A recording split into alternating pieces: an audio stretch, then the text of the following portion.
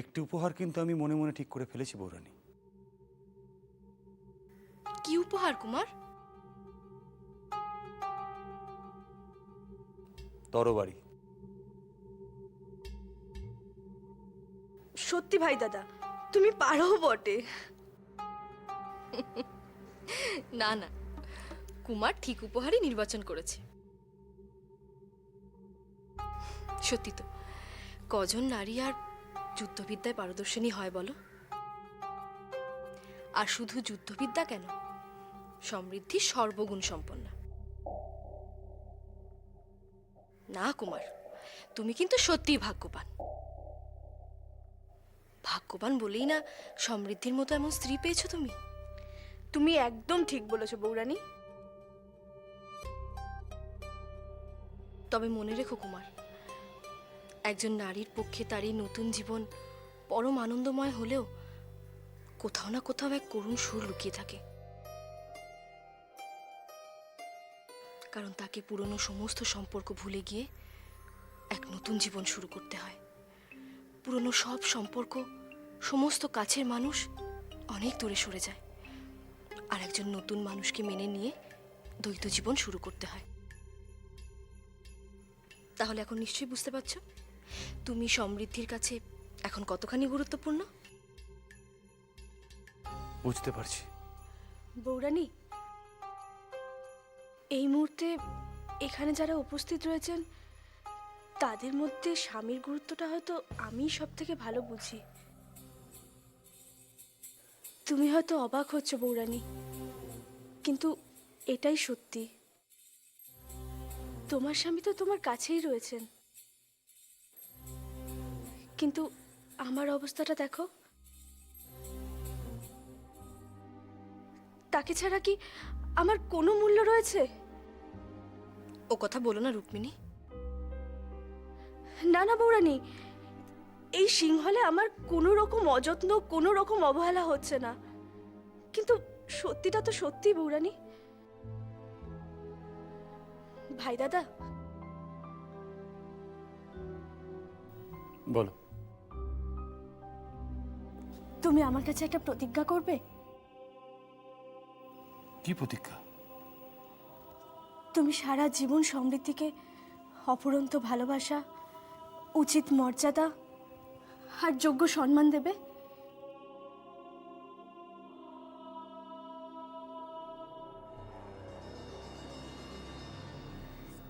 সমৃদ্ধির স্বরাজ্য এবং স্বজন হারানোর ক্ষতে প্রলেপ দেবে। তাকে এতটাই ভালোবাসবে যেন সে কখনোই তার পিতৃগৃহের অভাব এখানে না বোধ করে। সারা জীবন তুমি সমৃদ্ধির সকল দায়িত্ব পালন করবে। প্রতিজ্ঞা করো ভাই দাদা। প্রতিজ্ঞা করলাম।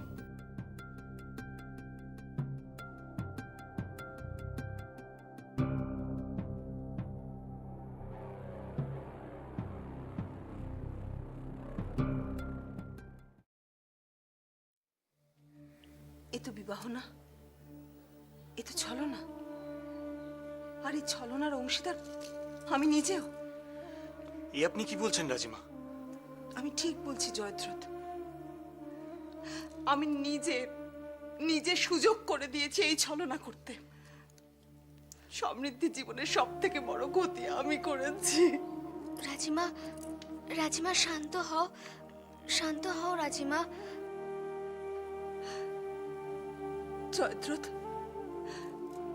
জয়দ্রথ, এখন কি হবে?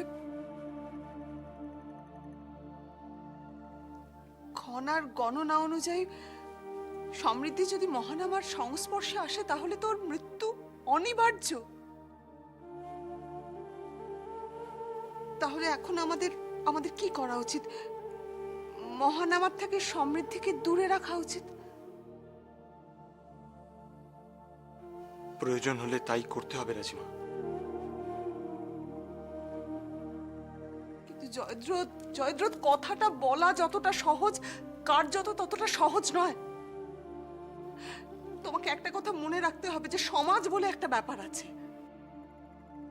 আর নারী পুরুষের অবস্থান সমাজে সমান সমান নয়। সমৃদ্ধিকে স্ত্রী ধর্ম পালনে ওরা জোর করতে পারে তখন?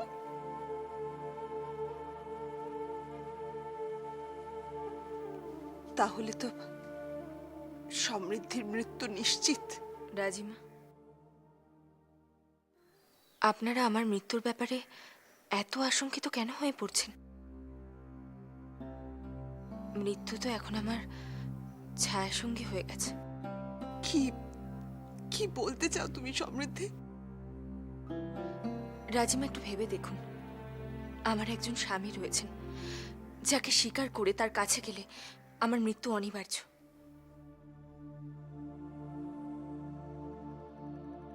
আর আমি যদি তাকে স্বীকার না করে তার কাছ থেকে দূরে চলে যাই, তাহলে সমাজের চোখে আমার স্থান কি হবে সেটাও তো খুব স্পষ্ট।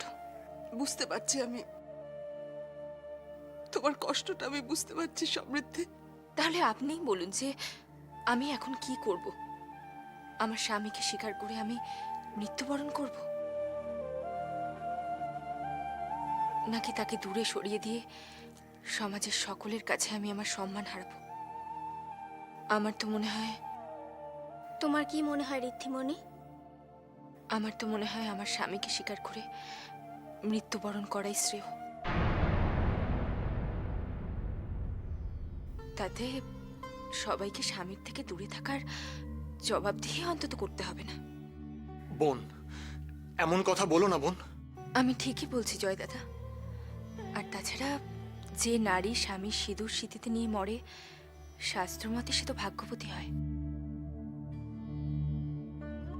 আর তাছাড়া রাজিমা, দোষী তো আপনি নন, দোষী আমি নিজে। আমি তো নিজেই কুমারকে বিবাহ করতে চেয়েছিলাম।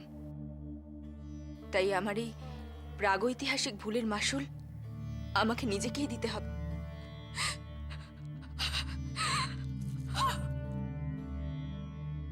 কেঁদো না সমৃদ্ধি, এভাবে কেঁদো না, আমি সহ্য করতে পারছি না।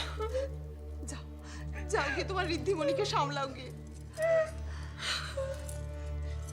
ঋদ্ধিমণি, ঋদ্ধিমণি কেঁদো না ঋদ্ধিমণি, আমার কথাটা একটু শোনো। তুমি বা রাজিমা এর জন্য দায়ী নও। দোষী হলো ভাই কাকা, কারণ তার এই বিশ্বাসঘাতকতা ছলনার কারণেই আজ আমাদের এই দিন দেখতে হচ্ছে। সবই আমার কপালের লিখন খনা, না হলে আজকের এই রাত আমার জীবনে স্মরণীয় রাত হতো। অথচ দেখো, আজকের দিনে আমার ভাগ্যে কান্না ছাড়া আর কিছুই রাখা নেই।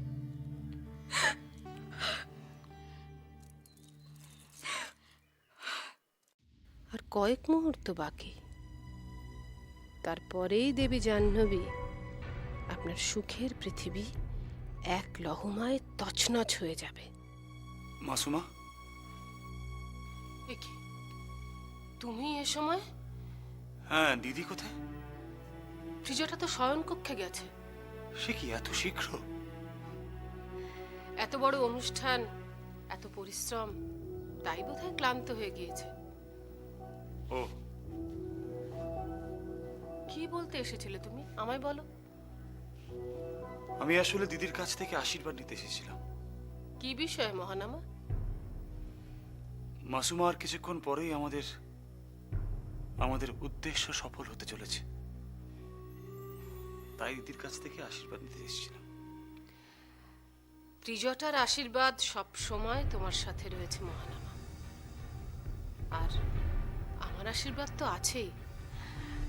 তুমি কোনো চিন্তা করো না। ধন্যবাদ। আসলে আমার আর আরো একটি জিজ্ঞাসা ছিল। বলো না মহানামা। মাসুমা, আমি শুনলাম যে আজকের রাতে নাকি নববধূকে কোনো উপহার দিতে হয়, তাই আপনি যদি আমাকে একটু বলে দেন ঠিক কি ধরনের উপহার দেওয়া যেতে পারে। সত্যি তো? কি উপহার?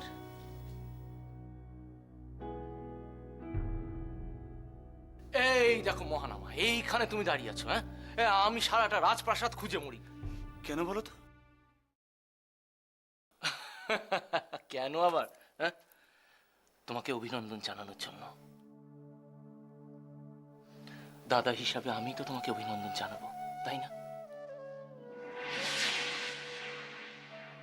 আচ্ছা মহানামা, তুমি আমাকে একটা কথা বলো, আজ রাতে তুমি সমৃদ্ধিকে কি উপহার দেবে বলে ভেবে রেখেছো? আসলে আমি এখনো কিছু ভাবিনি।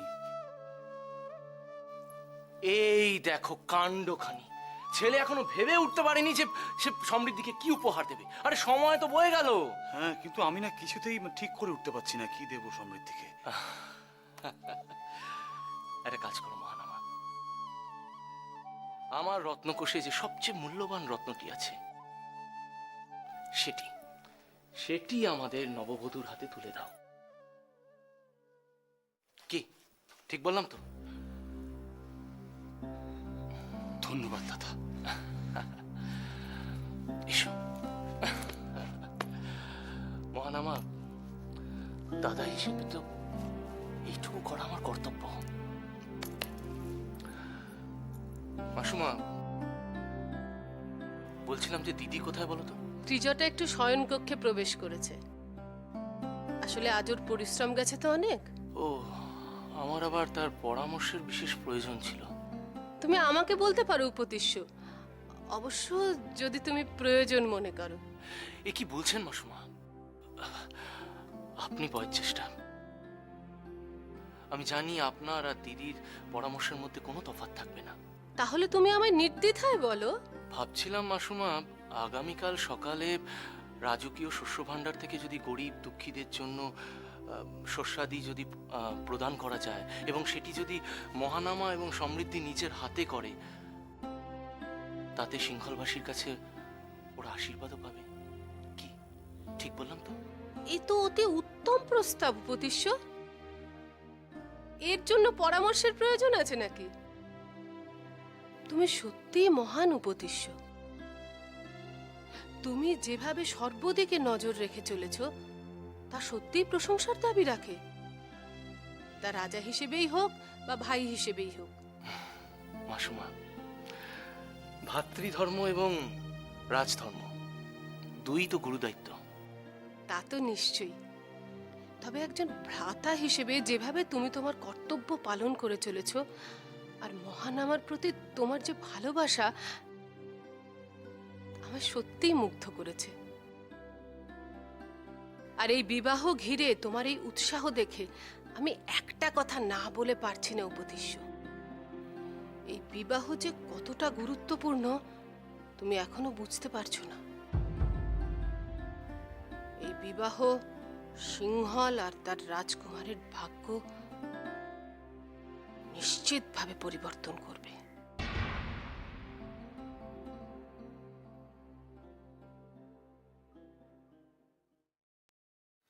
জয়ম,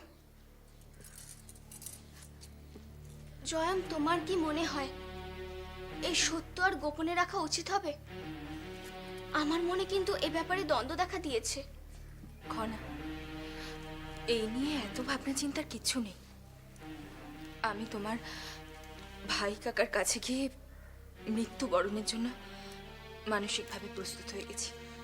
বোন, বোন, মৃত্যুর ব্যাপারে তুমি কেন এত ভাবনা চিন্তা করছো? এখনো এখনো তোমার জীবন রক্ষার অনেক অনেক পথ খুঁজে বার করা সম্ভব। অনেক দেরি হয়ে গেছে জয় দাদা। না ঋদ্ধিমণি, এখনো অনেক সময় আছে। হতে পারে পরিস্থিতি চাপে মানসিক যন্ত্রণায় তুমি তোমার জীবনে গুরুত্ব হারিয়ে ফেলেছ, কিন্তু তুমি বোধহয় ভুলে যাচ্ছ আমাদের সবার কাছে তোমার জীবন কতটা মূল্যবান। ঘনা যা বলছে ঠিক বলছে। ঋদ্ধিমণি, আজ আমি সবার সামনে প্রতিজ্ঞা করছি, যে কোনো মূল্যে এই ঘৃণ্য চক্রান্ত থেকে তোমাকে আমি রক্ষা করবই করব। তোমার প্রতিজ্ঞার জন্য তোমাকে অসংখ্য ধন্যবাদ খনা, কিন্তু তুমি ভুলে যেও না যে আমি একজন রাজবধূ, আর একজন রাজবধূর জীবনের কর্তব্য হলো জীবনের নিষ্ঠুরতম সত্য মেনে নিয়ে সময়ের পথে এগিয়ে চলা, তাতে ফলাফল যা হয় হোক। ঋদ্ধিমণি, এ তুমি কি বলছো? আমি ঠিকই বলছি। আমার কারোর কোনো সাহায্যের প্রয়োজন নেই।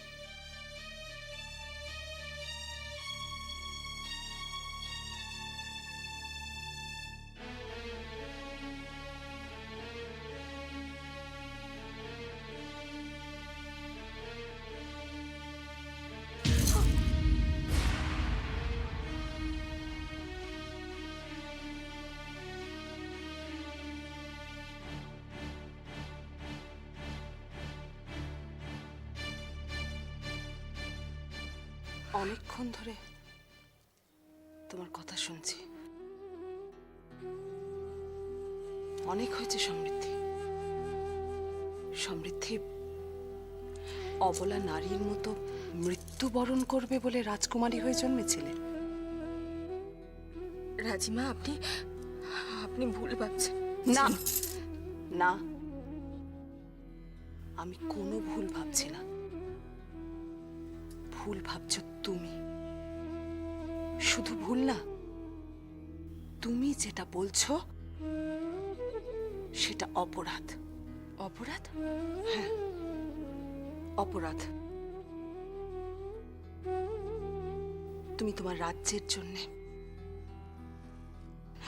তোমার পিতা মাতার সম্মান সবকিছু ধুলোয় মিশিয়ে দিচ্ছ। সেটাই তোমার সব থেকে বড় অপরাধ। সমৃদ্ধি, সমৃদ্ধি কোনো পিতামাতা চান না তাদের সন্তান এতটা দুর্বল হয়। কি ভাবছো কি তুমি? কি ভাবছো সমৃদ্ধি? তুমি এতটা বোকা কি করে হয়ে গেলে? সমৃদ্ধি, তা না হলে সে আত্মত্যাগ মূল্যহীন, অত্যন্ত যন্ত্রণাদায়ক হয়ে যাবে। রাজিমা ঠিকই বলছেন বোন। এই ধরনের ভাবনা মন থেকে দূর করে দাও। তোমার সাথে ছলনা বিশ্বাসঘাতকতা হয়েছে ঠিকই, কিন্তু এ সময় ভেঙে পড়লে চলবে না। মনকে শক্ত করো। হ্যাঁ ঋদ্ধিমণি, তুমি শুধু এখন প্রতিবাদের উপায় নিয়ে ভাবো। কারণ তুমি প্রতিবাদ না করলে তা এক প্রকার অন্যায়কে সমর্থন করা হবে। আর আমি রাজকুমারী হিসেবে তোমার কাছ থেকে কি শিখবো? সমৃদ্ধি, সমৃদ্ধি তুমি শক্ত হও না। সমৃদ্ধি, তুমি নিজেকে সামলাও। সমৃদ্ধি, ওদের জন্য তুমি এত বড় আত্মত্যাগ করো না। না সমৃদ্ধি, এর যোগ্য নয় ওরা। তুমি যদি সত্যি কিছু করতে চাও, তা প্রতিশোধ। কিন্তু রাজিমা, এই লড়াই তো আমার স্বামীর বিরুদ্ধে। সমৃদ্ধি, সমৃদ্ধি, একটা কথা মনে রেখো। আদর্শ নারী সেই যে তার নিজের সম্মান আর সত্য রক্ষার জন্য নিজের স্বামীর বিরুদ্ধে লড়াই করতেও ভয় পায় না। সমৃদ্ধি,